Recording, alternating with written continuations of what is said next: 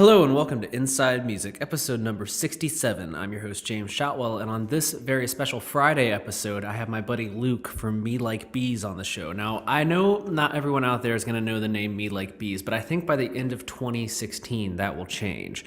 About 2 years ago, Me Like Bees won a contest, the Ernie Ball Battle of the Bands contest, and part of their prize was that they got to go and record a record with John Feldmann. Yes, John Feldmann of Goldfinger, who also did records for Good Charlotte and 5 Seconds of Summer, and pretty much all of the major pop punk albums of the last few years. And I don't mean major like big in the scene, but high budget records. Like John Feldmann is known for making these. He's like the Butch Vig of pop punk music.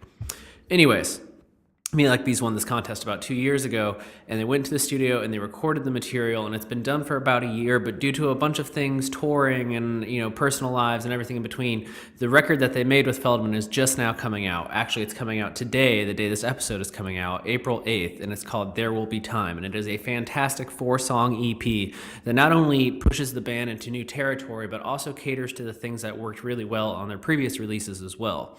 I had Luke on the show to talk about his experience working with John Feldmann, the reason it took so long to get the music out, the band's plans for the future, and a little bit of everything in between. I think for having only 4 songs on this release, Me Like Bees get a lot across, not only about themselves, but about what they want out of their careers in music, and Luke and I kind of dive into that in this conversation. Before we get there, I need to tell you a couple of other important things. First and foremost, our sponsor this week. No episode of Inside Music can happen without the help of Holix, the internet's leading digital promotional distribution company. And what that means is that Holix works with members of the music industry, from managers to publicists to record labels to independent artists and everyone in between, to help them share new and unreleased music with other people in the industry as well as journalists without fear of piracy. Should piracy occur, Holix has a lot of tools in place that can not only help stop the spread of files online, but identify the parties responsible for the leaks. For more information on Holix and access to a free 30-day trial, visit Holix.com. That's Haulix.com.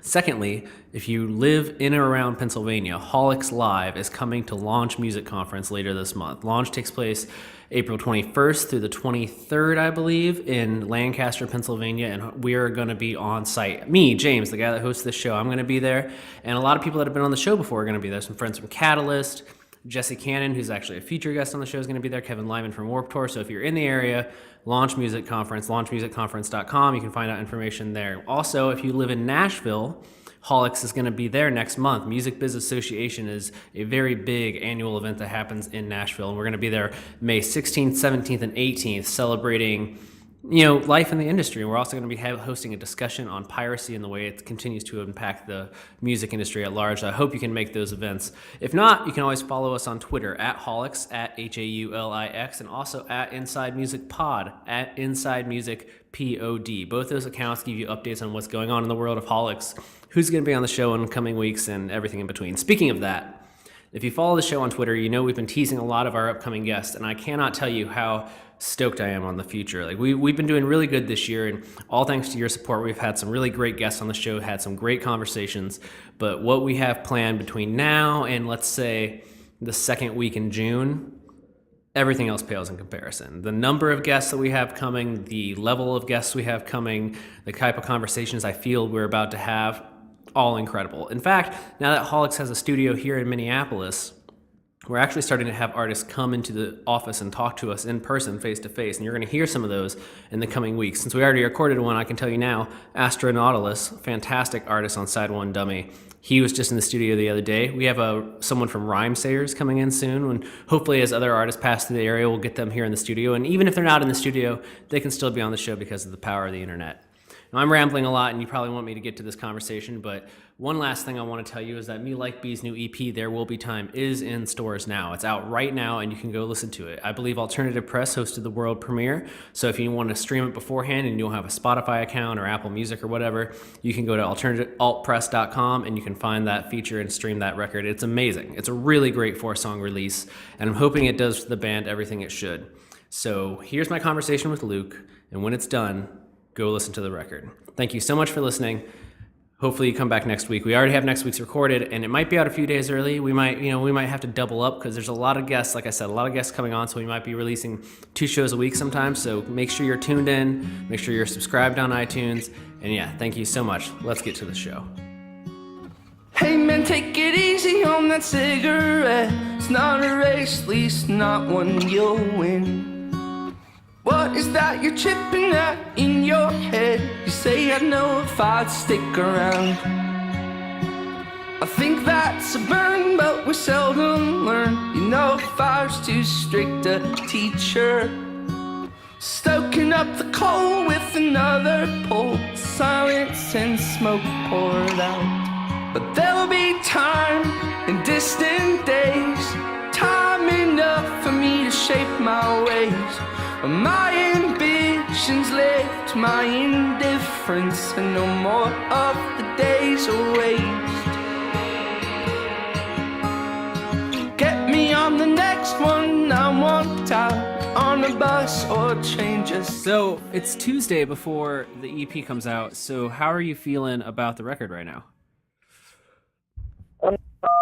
Man, I feel pumped because I mean, you know, we've gotten only good reviews on it so far, including, you know, Alternative Press, a couple other like bigger music blogs and radio stations. So I feel great about it. We're practicing every night this week to make sure we don't suck when we actually start playing these songs this week.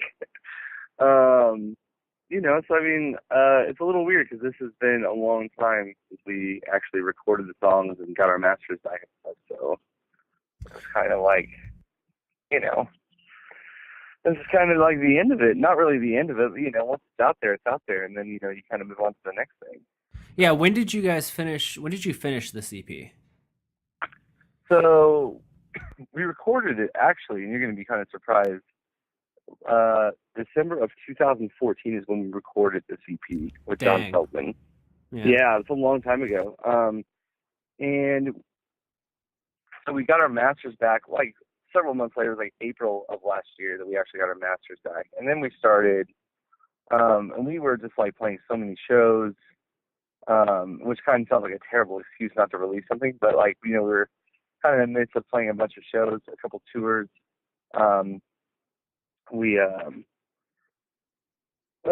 You know, we were wanting to put together some like a lot of promotional materials, and then there was a time where we were shopping it out to a couple of labels.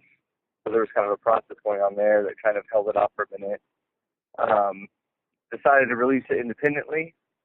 Yeah, so now here we are, like a year and change later, releasing it. So I'm extremely excited. Yeah, so today the day the album stream went up on Alternative Press? Yes, today it is up right now. So when people hear this, it's out there. It's out there. You can go find it. Yeah, like right now. I mean, you know, probably some kid like somehow got a hold of it before. It's probably on some like, you know, what do you call it? What's the other internet called? The underground internet? What's that called? The darknet? The darknet. It's on the darknet, I'm sure, already, you know, if you're one of those kids. But for all of us, you know, taxpayers, that's a terrible way of putting that. For everybody else, yeah. No, I liked it. You can trade you can sell Molly for me like bees downloads. It's fine. That's right, exactly. Yeah, I mean, there's a whole network I don't even know about. I'm so out of it. I don't know how any of it works. I only know I figured it out. I only know as much as I've kind of been able to glean through articles because like TV makes it seem so cool, but I feel like I'm so paranoid about it that I'm like, as soon as I log in, someone's gonna like knock at my door. Some guy in a suit and sunglasses and I'm gone with a scowl, right? And then your parents never hear from you again. That's it, buddy. You just get erased. Yeah, erased. And who knows? You know, who knows what they send you? You know, they're gonna send you to salt mines or something. I don't know how it works. That's how they produce cell phones. They take all the people they arrest and they send them to work in cell phone factories. That's what it is. I knew it. I knew it. So I've been diving into the EP for a few weeks now. Jesse, your PR guy, was nice enough to let me hear it for a while now, and I gotta tell you, I really love it. I mean, obviously the presence of Feldmann behind the production doesn't hurt anything. But it certainly doesn't. I don't feel like this comes across as being a product of John Feldmann at the same time, in a good way, where, you know, sometimes you hear, especially in pop punk, you hear a band that Feldmann's worked with, and you're like, yeah, that's the sound that you want if you're that kind of band. But for you guys, that's not the kind of band you are, and you found a way to work Feldman, and you found a way to kind of still deliver the same quality, but without sounding like a typical Feldman project. Sure, and I think, I mean, like, you know, Feldy's great, and like, you know, if we had said, hey, make it sound like every other record you make it sound like a Feldy record, I mean, he could have done that. But you know, he asked us what we wanted, and we wanted it to be, you know, like high quality. You know, obviously that's what you're getting with him. So like, but we kind of described the sound we were going for, and he pretty much nailed it. You know, I mean, I don't feel like he was ever heavy-handed or, you know, like, I don't know. I always felt comfortable working with him. Everything felt natural. So I think, you know, it doesn't sound like there's a struggle in the sound either. It sounds pretty natural. It's shiny. It's definitely shinier than what we've done before. But I mean, it was obviously an amazing opportunity to work with a guy like Feldy. Yeah, so when you guys got into the studio, so for people that don't know, you won the Ernie Ball contest last year, and that's how the EP, or 2 years ago, I guess, and that's how that's how the opportunity came together to work with Feldman. So when you first got into the studio with him, like what was that initial kind of encounter discussion about your music like with him? It was so weird. It really was. So like, we pulled up to the guy's house, and he said, "Hey," he sent us an email. "Hey, I'm running a little late." All right, so we're sitting in our van, and like, see, we thought we had more time, and because of some scheduling stuff with some other projects he was doing, it got cut down to 3 days. So I think it was originally supposed to be like 7 days. So it got cut in less than half. So we knew we were booking it for putting together 3 songs in 3 days. So like, we already knew we were in a time crunch here. So yeah, so like the initial reaction, like whenever he came to let us in, we were like, all right, man, let's do this. Like, you know, I'm like pumped. Like, let's do this thing. Should we grab our gear? Let's bring it in. Let's do this thing, you know? And he's like, no, don't worry about your gear. Just come on in. Like we were about to like shoot pool or something, you know what I mean? Come in, have a drink, yeah, you know? Yeah. Like, so we came in and we were just kind of sitting around. We just kind of chatted for like 2 hours. Like, so, you know, here I am, like, freaked out. Are we going to have enough time for this? You know, like, I've got this agenda in my head because we don't even know what songs we're doing yet. You know what I mean? Like, there was a whole process of going through some demos of ours, hashing some stuff out with him. He ended up picking up two demos we sent him, which was Thunderland and There Will Be Time. And then we wrote changes we wrote and recorded changes, the music for changes in the same day. Wow. So that was all like, yeah, I mean, like, it was like, but like just to get in and just chat with the guy. I mean, he's just such a cool guy. And, you know, I think what he was doing is putting emphasis on the importance of like kind of getting to know one another. You know what I mean? Like, music isn't this industrial thing. I mean, it can be, but like, you know, we're not going to go build a house with plans, you know, like we're going to create something. So it's like, I think he just wanted to kind of pick our brains, let us ask him a couple questions, and kind of get comfortable with one another before we just like, all right, let's do this thing. It's fucking getting in there, you know, like, so yeah, I mean, the first interaction was just us kind of chatting and, you know, him asking about our band and, you know, kind of recounting the whole competition, you know, because he was one of the judges, you know, and he told us because he picked us because he liked our songs. Like, he liked the way the songs, you know, sounded. He liked the melodies. So that's kind of like why he picked us over, you know, anyone else that was in the competition. So, yeah, man, it was just really super interesting working with the guys. What would you say was like go ahead. No, I'm just kind of rambling. Well, I was just going to ask, like, what would you say he kind of brought to the Me Like Bees mix that maybe wasn't there or wouldn't have been there if he hadn't produced the CP? Man, he's great at mixing and vocal. Like, I did so many vocal tracks in the background. I mean, it felt like hundreds. I mean, I did vocals for like 5 or 6 hours straight one day. Wow. Like, or he would just I know he wanted options of what he can do in the background and like kind of make it full, you know, especially on the song There Will Be Time. He wanted a lot, you know, kind of, especially at the end, a lot of kind of a chorus. So like, you know, and those are all me, like basically over the course of a couple hours for that song. where he just asked for things, and he had so many ideas, and he was great at just making it natural, at just, you know, making it feel like you're coming up with the idea, essentially, you know, kind of teasing it out of you. So, yeah. I don't know, overall, I mean, just the production of it, I mean, there's no way we could have made the sound as huge as it does at times, and, you know, like, just like full and ballsy still, you know what I mean? Like, it's not like,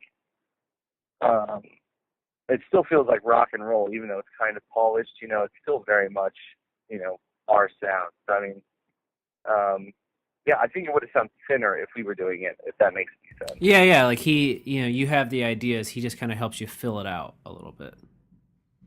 And structure the songs, and had me rewrite 1,000 lyrics, and, like, I mean, I'm telling you, I mean, it would have been a completely different product altogether if we had done it by ourselves. But I think it's better for it, for having worked with them, for sure.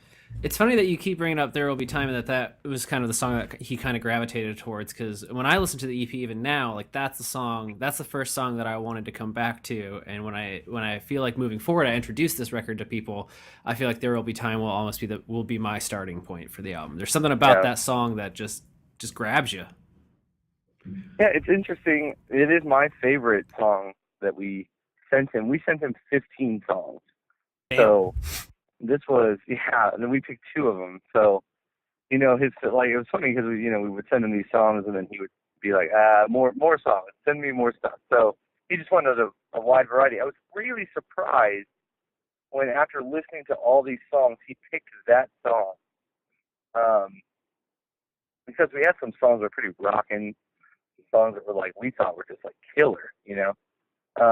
And then he picks Tundraland, which wasn't a surprise to us. It's kind of our, you know, kind of the poppiest song we sent him, and, you know, a fun song. We knew we liked it. But for him to pick this little acoustic demo that I just put together called There Will Be Time was, like, really kind of weird. Like, but yeah, it's the one I certainly gravitate to as well. Like, that if I'm going to go listen to anything from the EP, I'm probably listening to that song, you know. What do you hope people take away from this record? Because when I listen to it, there just seems to be so many layers, not just to the songs themselves because of the production, they're so rounded out, but the lyrics and the themes of the record. It's a very dense 4 songs. So I'm curious, like, what you think is the main idea or maybe the big takeaway from this collection of material. Well, the song is based off of, or not the song, the entire EP, you know, deals with the time that we have. Like, it's based off of a poem I really like by T.S. Eliot. And the poem's called The Love Ballad of J. Alfred Prufrock. And the line, There Will Be Time, is actually from that poem. So, you know, I stole it, is what I'm saying. I'm just going to say it's coming out that I stole that line. And so and the idea isn't really necessarily the ideas from the poem, but it's kind of like ideas inspired by that poem, like after I've read it over 1 million times.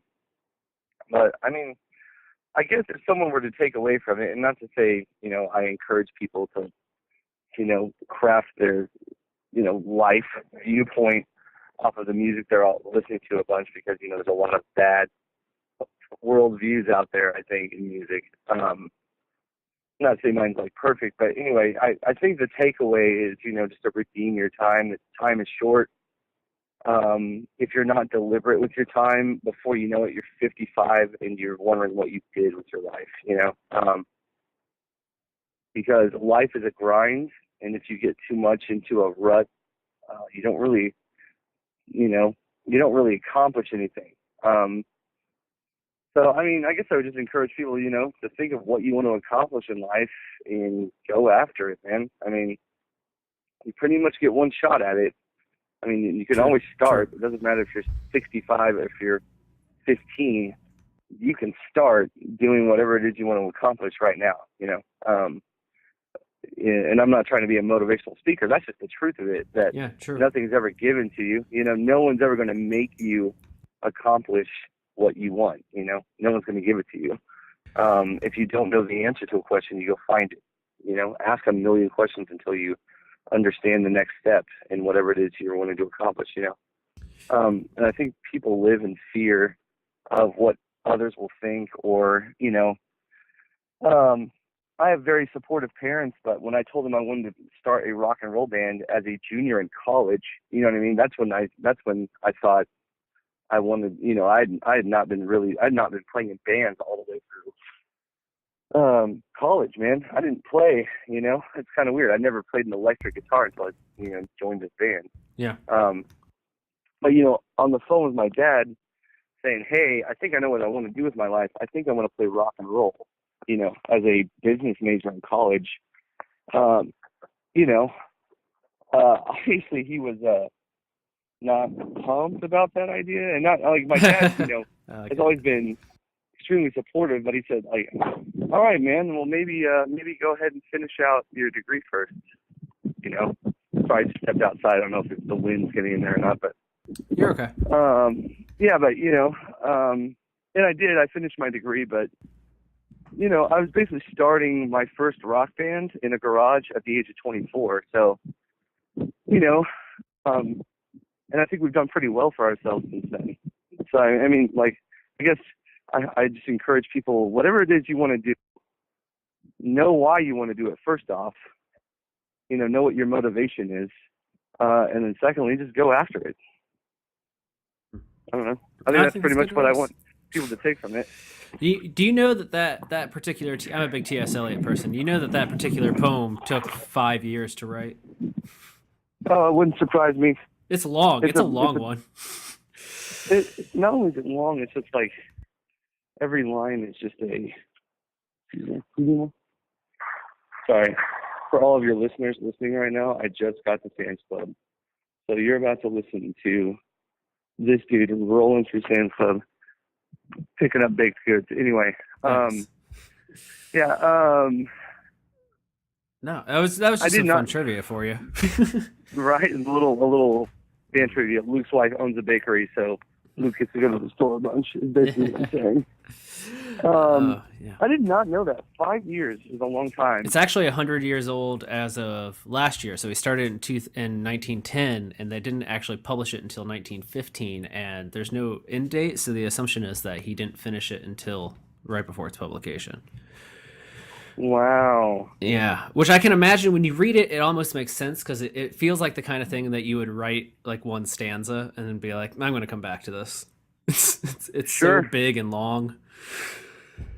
Man, I get it. I mean, and just a disclaimer, not comparing myself to T.S. Eliot at all, because I'm a third grader in comparison to his. We all are. Right? Yeah. So, but it took me. I was writing "There Will Be Time" when we just got done with our first record in 2013.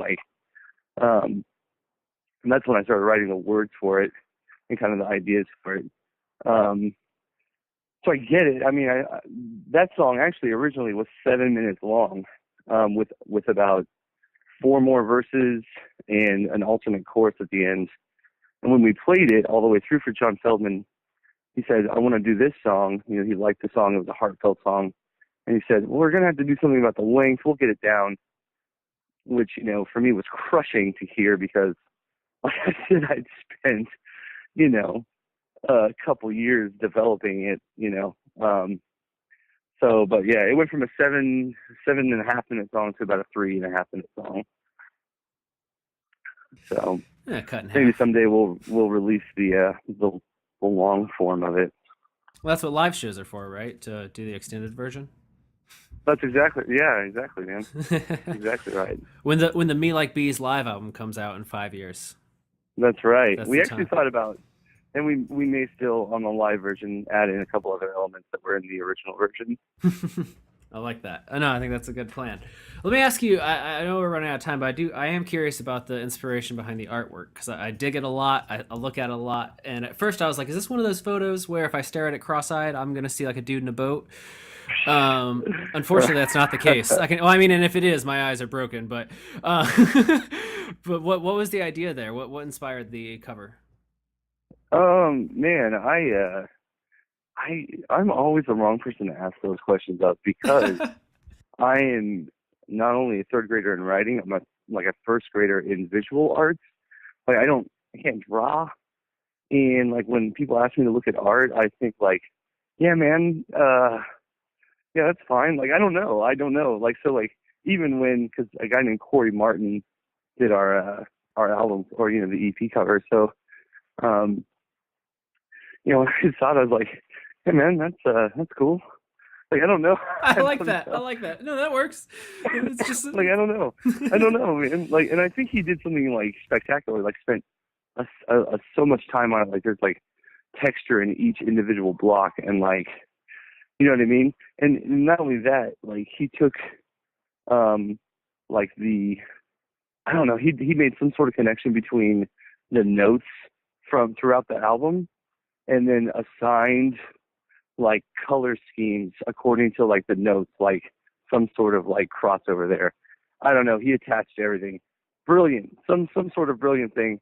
I don't know. I'm kind of like not into it. You know what I mean? It's not my thing. I get it. Like I've never looked at an album cover and been like, whoa, that's amazing. You know, like never once. Which is kind of funny. Like I'm not very like, I don't know. I'm not visually artistic. I have nothing to contribute. So like, I don't have any opinion either. I'm more of just like a dumb consumer as far as visual things. You know, I wear plain T-shirts. I just don't know. I don't know if something's cool or not. Yeah. What about sports T-shirts too? I'm wearing a Jayhawks T-shirt right now. Yeah, graphic tees for the win. You can't go wrong. That's right. Exactly right. You know. So sorry, I don't have an awesome answer for you in that regard. No, it's fine. I'm the same way. Listen, I am the same way. I am the least interesting fashionable guy in the world for the exact same reason. Like I don't get it. I don't think that I understand it enough to like try. So I'm just like, right. Basic works. It works. I'm way behind everyone else. I'll just kind of, you know, give up in that race, right? Yeah. Like, don't worry about it. I always feel weird because you read those articles that are like, you know, video and photo are becoming more and more like important to younger generations. And I'm like, yeah, but words are kind of my thing. So I'm just kind of banking on words coming back around. Yeah, it will, man. It always does. It always does. Right? Let's okay, real quick. What's on the horizon for Me Like Bees? I know you guys got some live stuff coming up. The record comes out this Friday officially, April 8th. This will be out by then. Mm-hmm. So when people hear this, they can probably go get the record or at least hear it on Alternative Press. What else is on the horizon? We are playing some festivals that aren't even announced yet this summer. We are working with a booking agent on a couple of tours for this year. So I mean, not a lot is announced yet, so it's kind of a stay tuned situation, you know. That works. But other than that, man, I'm already writing the next one, so hopefully we'll do a full length recorded this year and release hopefully next year. Is kind of the idea. Of course, time always goes by faster than you think, but I take up my sweet time on writing songs, so which is not what we did with Feldman at all. We wrote, you know, all of that like in 10 seconds, it felt like. So it's not necessarily better. It's just the way I do it versus the way we did this one. So yeah, hopefully a new record. Kind of have the idea for it. It's kind of, you know, I work in themes, so like I kind of have the theme not hashed out, but developing. So like there'll be a, you know, kind of a common thread throughout. Yeah, so I'm excited about it. Excited about some stuff we're writing right now. Yeah. That sounds good, man. I mean, like you might not be able to announce much, but it seems like you got a lot brewing. Yeah. No, not a ton announced, but yeah. And what is your a lot on? What is the big social media platform for the band for people that want to stay up to date with everything? Twitter, Instagram, and Facebook are kind of our big ones. All just Me Like Bees? Yeah, just Me Like Bees. I like that. I like when it's simple and it's not like MLB Official, MLB Music. I guess that would probably be harder, MLB Official. Right. All right, dude. Right, well, because, you know. Yeah, you know, baseball. Yeah. Baseball. Yeah. All right, dude. Well, I appreciate you taking some time to talk to me. I love the EP. I'm hoping people go and pick it up, and I'm excited to see you guys get on the road. I'm in Minneapolis, so you guys got to get all the way out here so that we can hang out. Oh, man. Yeah. Dude, we just played in Minneapolis.